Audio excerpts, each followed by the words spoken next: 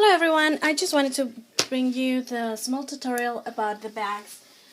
Something similar to what I did for Valentine's Day for my kids. These are the goodie bags that I made for them for Valentine's Day, and those are just like scraps for me. All you have to do, this is a scrap that I had. You want to find out how big you want your bag to be. I'm going to make this one a small one, so I need to cut the length of the paper needs to be 10 inches, and once again, depending on how wide you want your bag, that's how you are gonna cut it. The height, it does not matter as long as it's not too little, of course. So I'm going to go ahead and use my cutting board to cut this piece of scrap paper by 10 inches. And the reason I'm doing this video is because when I use my punch board, actually I was trying to do the tutorial earlier, and guess what? I messed up. Even after doing 64 of them, I still messed up.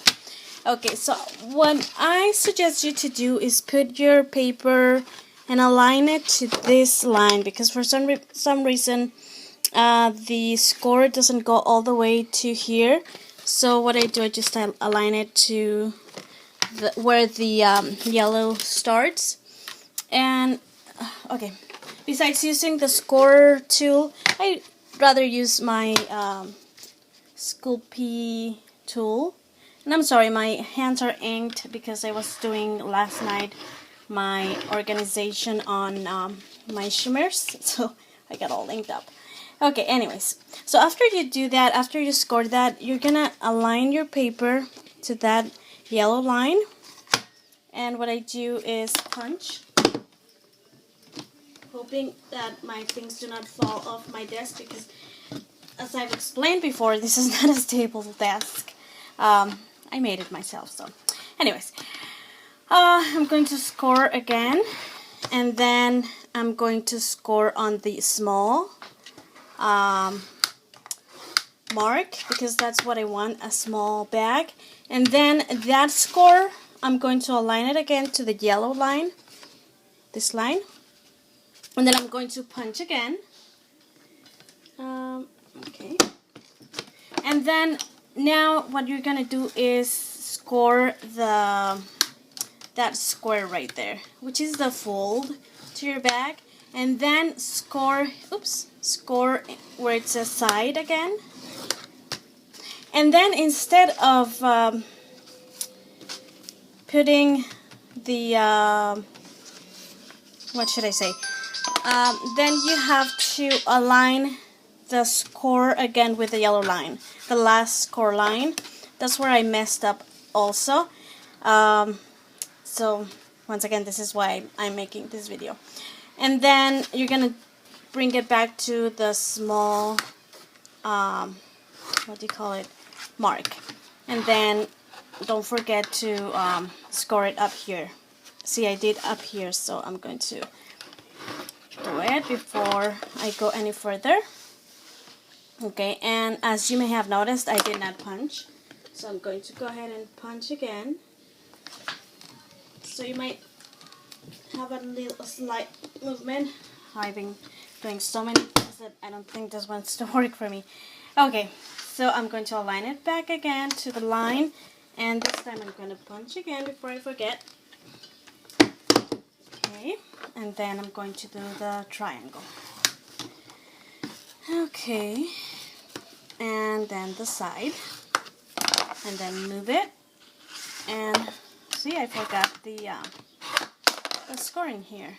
And then I'm going to align it here to the yellow line and punch it again. Okay, then all I need to do is remove this little piece. I don't need that. So I suggest that you fold it inwards instead of out, because if it's a thin paper, it usually breaks. See how it looks like more, what do you call it? It's not as beautiful. the fold here isn't as beautiful as here. So I'm going to fold everything in before I even do anything else. So I keep the shape on it. Okay, so after everything's folded, I decided that I was going to make a window just like the one that I did with the heart on the other bags. But this time I'm going to use my labels one that I got over at Michael's in the clearance. And I'm just gonna punch it out or use my cuddle block to cut down a window. And I do not have that metal, what do you call it? The metal, you know, there's a metal thing that holds your spell binders. I don't have that one, so what I'm going to use is just a post-it or something. So I'm going to place my A pad and then actually my B plate on the bottom, but I'm going to use the loved one. You know, many cuts on it.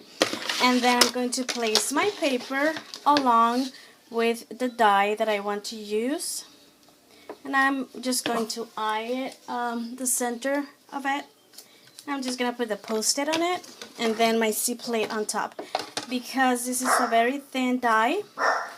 That's what I want to do, use the C plate.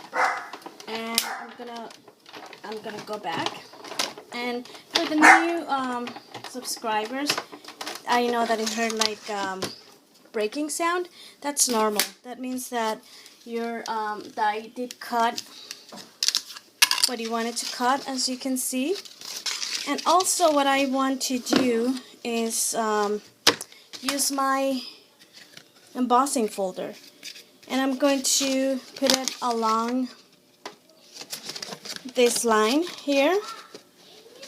I'm going to align it to the end of the